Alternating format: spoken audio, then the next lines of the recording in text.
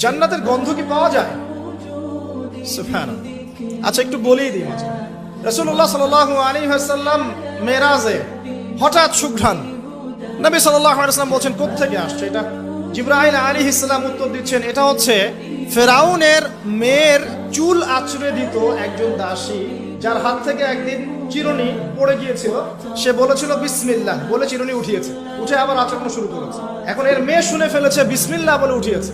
সেই মেয়ে ফেরাউনকে বলল যে আপনাকে বাদ দিয়ে এই দাসী আরেকজনকে ইলাহ মানছে। তখন সেই দাসীকে গ্রেপ্তার করা হলো। তুমি কার উপাসনা করছো, কার ইবাদত করছো? সে দাসী বলছে, আমি এক আল্লাহর ইবাদত করি। কে আল্লাহ? যে আল্লাহ আমাকে সৃষ্টি করেছেন, যে আল্লাহ আমার রব, যে আল্লাহ আপনারও রব। ফেরাউনকে মুখের উপর বলে দিল।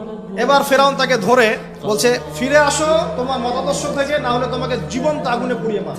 কি বলছে? আগুনে পুড়িয়ে মার। তো সে ফিরে আসে না। তখন ফেরাউন দেখলো তার সন্তান সন্ততি আছে কিনা। সন্তানরা আমাদের সফট কর্নার না, সন্তানকে ডেকে আনা, দুইটা বাচ্চা, দুইটা কি তিনটা বাচ্চা। বলছে, ফিরে আসো, আমাকে ইলাহ বলে স্বীকার করো, না হলে তোমার সন্তানদেরকে আগুনে ফেলে দিব। সেই মহিলা বলছে, আমার তো মাত্র 3টা সন্তান, আমার যদি এর চাইতেও বেশি সন্তান থাকতো তারপর আমি ফিরে আসতাম না।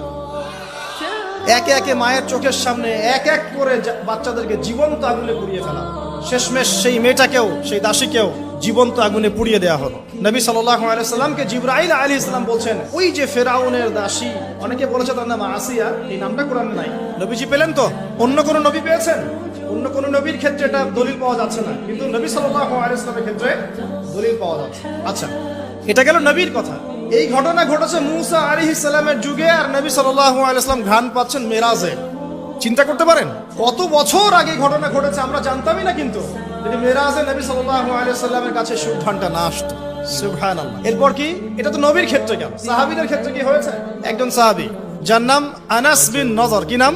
আনাস বিন নজর। নামগুলো মনে রাখবেন। উহুদের মাঠে বিশাল যুদ্ধ হচ্ছে। আমরা জানি যুদ্ধের মধ্যে প্রথম দিকে মুসলিমরা প্রায় জয়লাভ করেই ফেলেছিল, কিন্তু একটা ভুল, অনলি একটা ভুল। কি ভুল? ওই জাবাল রুমার মধ্যে 50 জন তীরন্দাজ সাহাবীকে রেখে দেওয়া হয়েছে।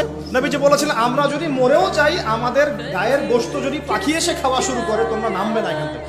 বুঝতে পারছেন? কমান্ড। এটা হচ্ছে একজন নেতার আনুগত্য। কমান্ড, নেতার আনুগত্য কত বড় জিনিস দেখেন। যখন যুদ্ধ শুরু হয়ে গেল, হামজা রাদিয়াল্লাহু আনহু সহ অন্যান্য সাহাবীরা বীর বিক্রমে যুদ্ধ করলেন। অল্প কিছু সময়ের মধ্যেই কাফেররা পালানো শুরু করল। যখন মুসলিমরা বীর দর্পে যুদ্ধ করে, কাফেররা পালিয়ে যায় না? যায় না? মুসলিমরা সবাই ঐক্যবদ্ধ যদি হতে পারতো, কোনো কাফেরের শক্তি ছিল নাকি ইসলামের দিকে চোখ তুলে তাকায়? আমরা যে বিভক্ত, আমরা বিভক্ত, আপোষে বিভক্ত, বিভিন্ন দলে মতাদর্শে বিভক্ত। আমাদের শক্তি কমে গেছে, হাওয়া বেরিয়ে গেছে। আমাদের যুবকরা এখন পর্নোগ্রাফি, এই গার্লফ্রেন্ড বয়ফ্রেন্ড কালচার, এই মাদক, এই জুয়া, এই জেনার পেছনে ছুটছে।